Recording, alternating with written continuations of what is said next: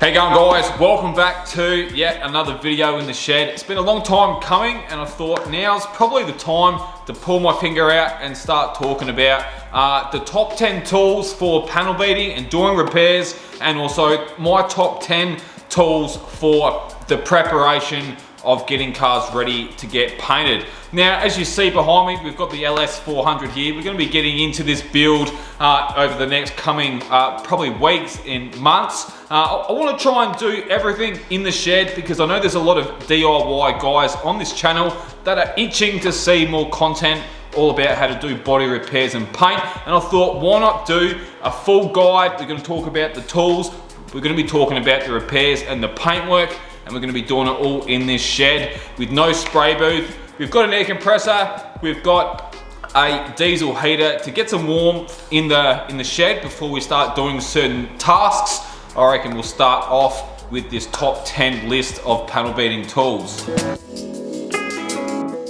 Alright guys, let's start with number one. We've got the Roloc here. This is a air powered tool. Obviously you're going to need an air compressor.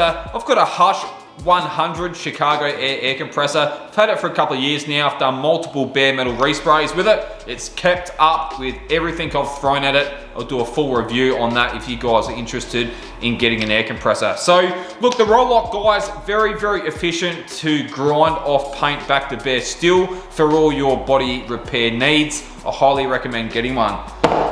Next in line, we've got a 8mm belt sander here. Really great for grinding back spot welds to remove panels, etc. for panel replacements. So next on the list, number three, we've got vice grips. Now these come in quite a few different sizes and shapes for different applications. Really great for holding those brand new panels on the car so you can start welding them up. So number three on my list.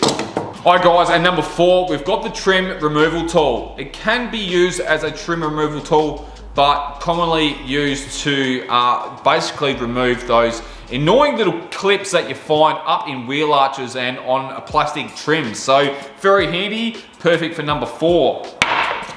Number five, now this isn't necessary, but it's a bloody handy tool, and that's a micron meter. They can be kind of pricey to get, and what this will actually do is measure the micron thickness of the paint down to bare steel. So you can basically put it on a panel and actually see the variances of the thickness. If it's like anywhere from say 300 to even 1,000, you know that there's either a lot of paint there or there's a lot of body filler there. If it's below say 320 down to say 100, you know it's typically only been painted once. So it's a really good idea, not necessary, but it's handy to have one.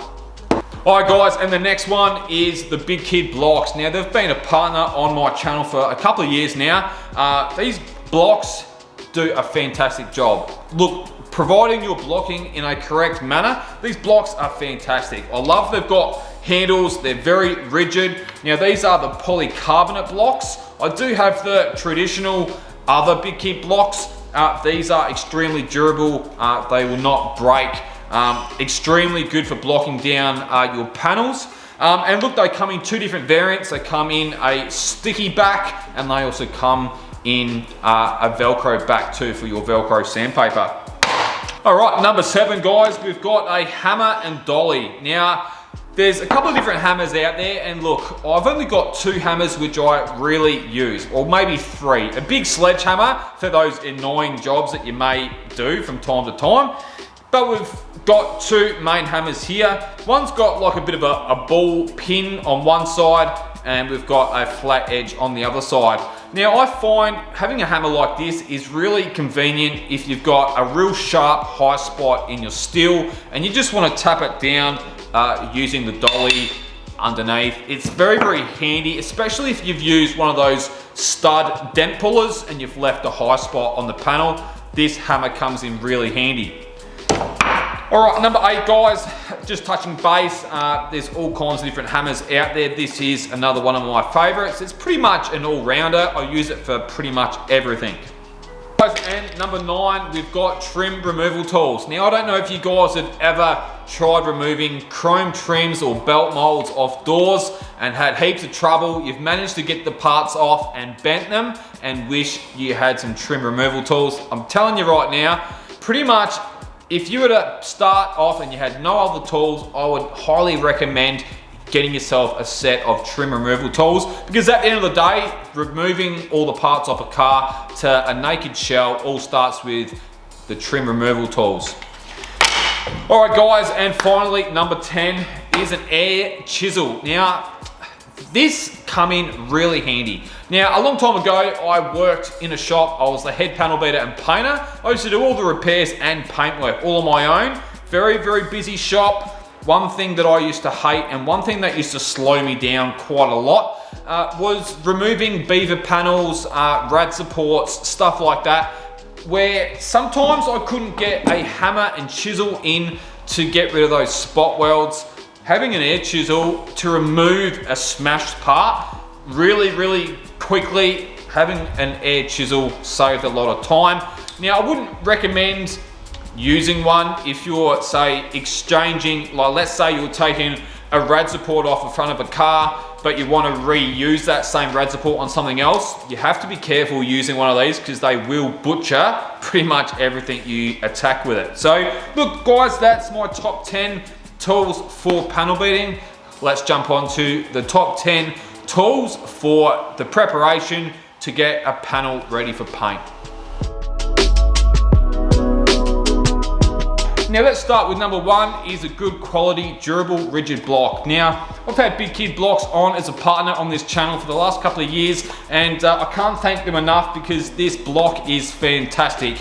Now they come in a Velcro back and also a sticky back, so it doesn't matter if you're using a Velcro or sticky, these blocks are going to be suitable, and I'm telling you, they block down your panels like you wouldn't believe. Dead straight panels with ease.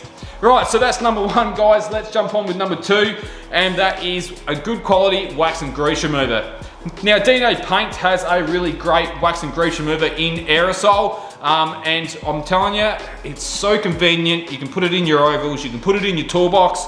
Very handy if you've got a sticky residue on a panel that you want to remove, or you want to get that panel nice and clean before you start painting. So yeah, look, it's available in aerosols and also in like 1 litre tins as well. And number 3, now this isn't a necessary item, but it's very handy to have one, and that's a steel roller. Now let's say you've got a body line which looks like it's lower on the car than the opposite side of the car. Well, if you're seeing it by eye, chances are it's going to be completely out, and that's where a steel ruler comes in. It helped me on the X-Speed Coupe where the left-hand rear quarter panel wasn't exactly the same shape as the driver's side. This steel ruler saved the day, and it got that panel identical to the other side. So yeah, that's why I pretty much threw it in this top 10 list. And the next tool on the list is an air blower. Now it doesn't matter if you're blowing pot rivets across the workshop during your lunch break, or you want to blow the car down before painting or yourself, an air blower comes in really handy. I wouldn't recommend blowing pot rivets across the workshop. That is pretty dangerous.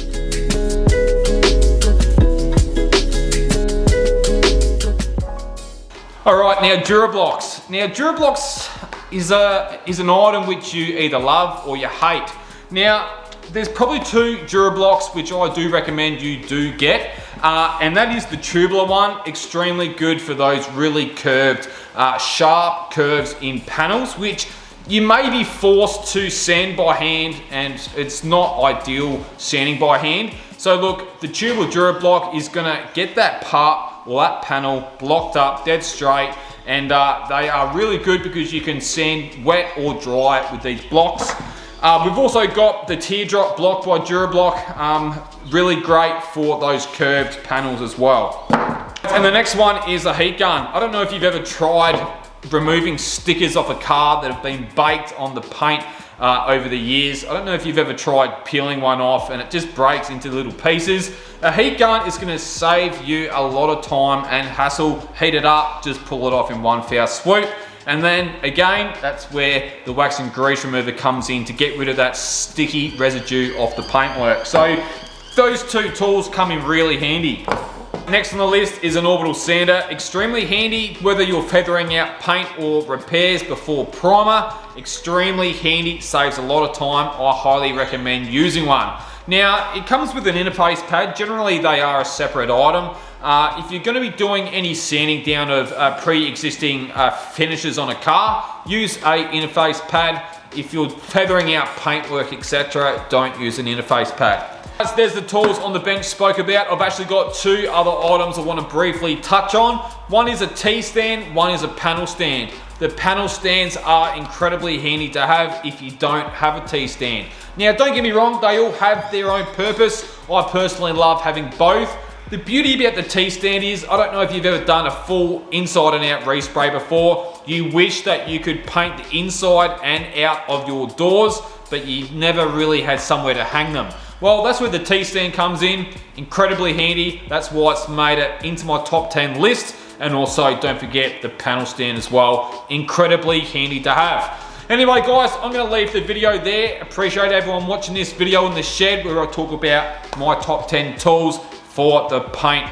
You guys will take it easy. Thanks for watching, and I'll see you on my next video.